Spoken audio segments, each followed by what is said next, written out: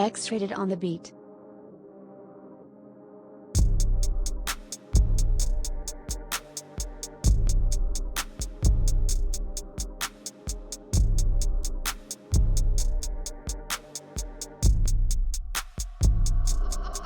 Buy this beat now.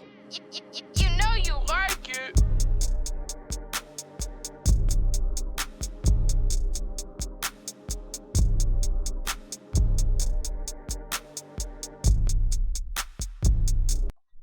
X-rated on the beat.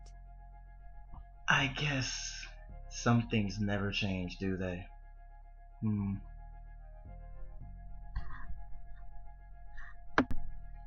Why I wake up to this shit every day? It just makes you question what level of integrity some people really do have.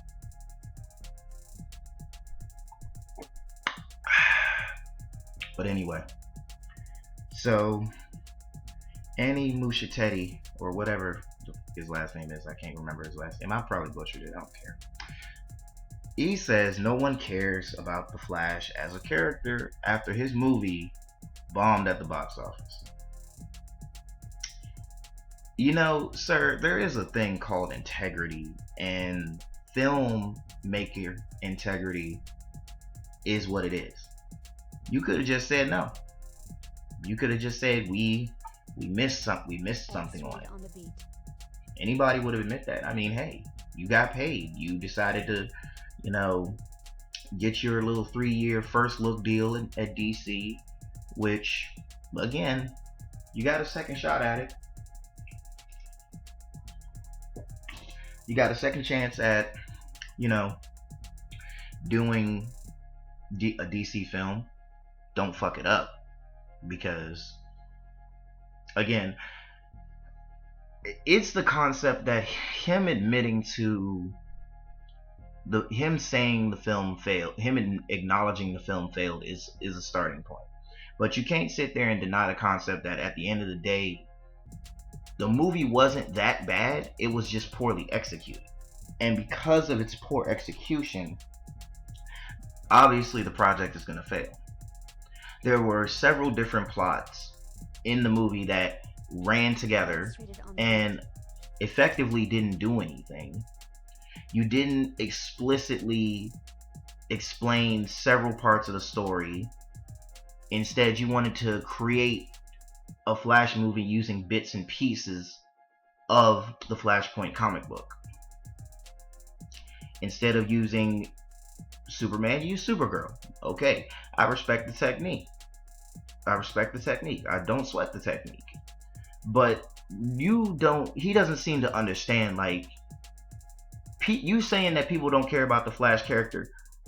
The Flash TV series was one of the most viewed CW series of all time.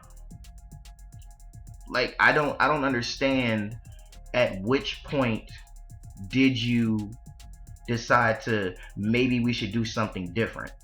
And then that's not adding the context of Ezra Miller's very questionable behavior over the last 2 years. That's not a smear campaign I'm running. I'm going to just leave that where it is. It's the fact that you as a filmmaker can admit you could have did better. I messed up. He has 6 films to his name. 6 directorial films to his name. And now he's attached to writing and directing an Attack on Titan live action movie. He's attached to directing Batman the Brave and the Bold, which just, I think, a little under a week ago, he said, and I quote, it's going to be delayed a bit. And again, I don't see, I'm not going to say The Flash was horrible.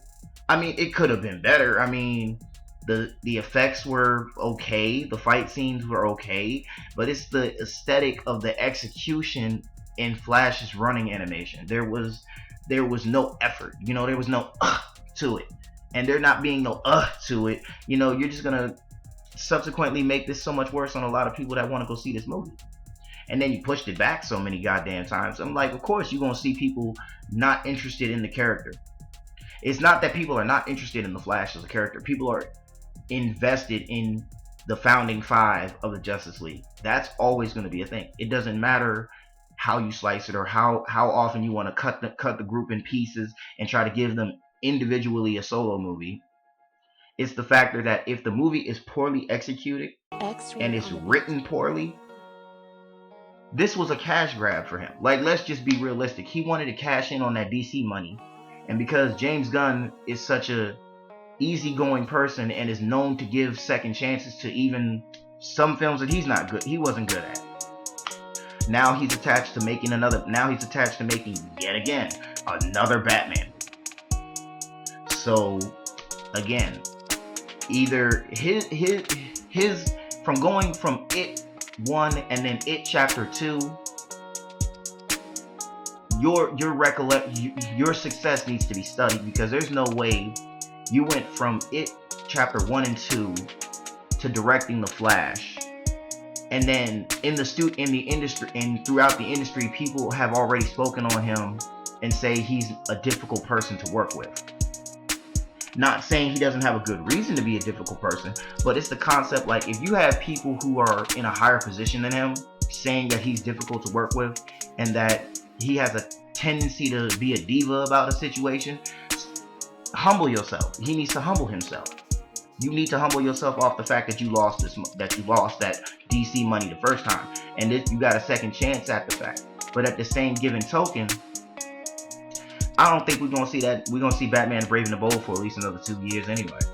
We ain't gonna hear shit about it, especially with the concept that Robert Pattinson's Batman got pushed to 2027. So we're not gonna see that movie. We're not gonna see anything about that Batman Brave and the Bold at all, at least until 2028, maybe a little later,